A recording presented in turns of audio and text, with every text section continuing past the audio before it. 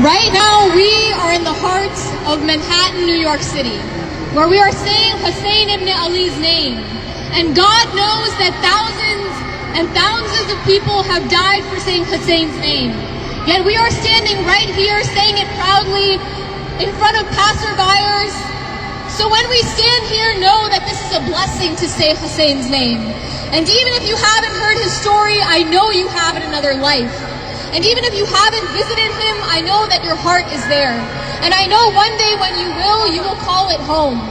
So when we stand here in the heart of Manhattan, New York City, know that we are having a blessing that people have died for.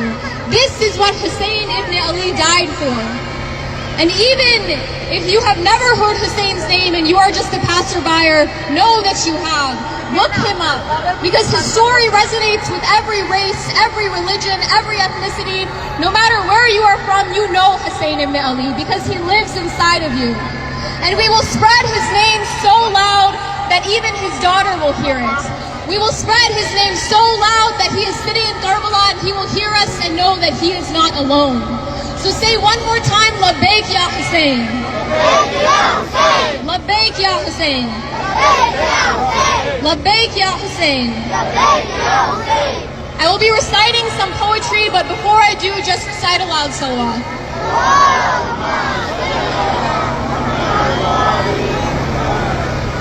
Hussain ibn Ali once said, "Remember me when the truth becomes alone and sad."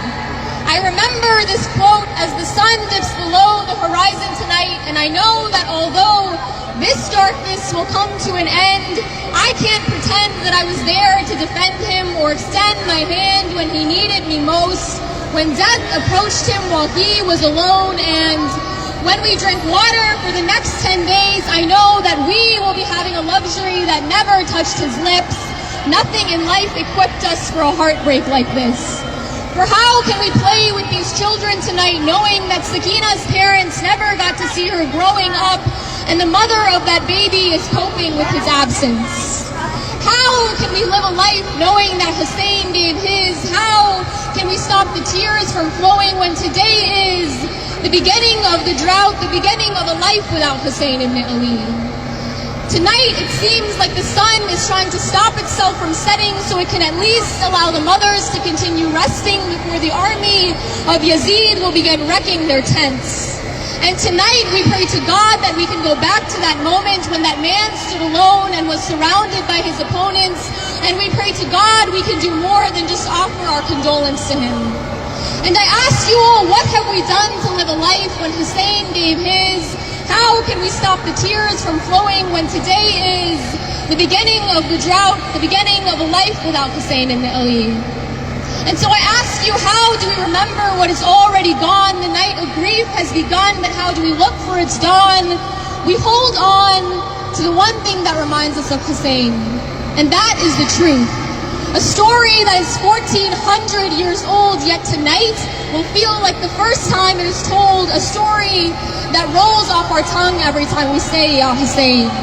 A story of a man who gave everything in the name of justice, a story that takes every problem and manages to encompass the solution, a story that inspired revolutions. And I tell you, Hussain was greater than any death. Because in his very last moments and his very last breath, he said, "Be free in this world because there will be a next." And so, as the sun dips below the horizon, we remember his truth and promise not to stay silent. Labbaik ya Hussain.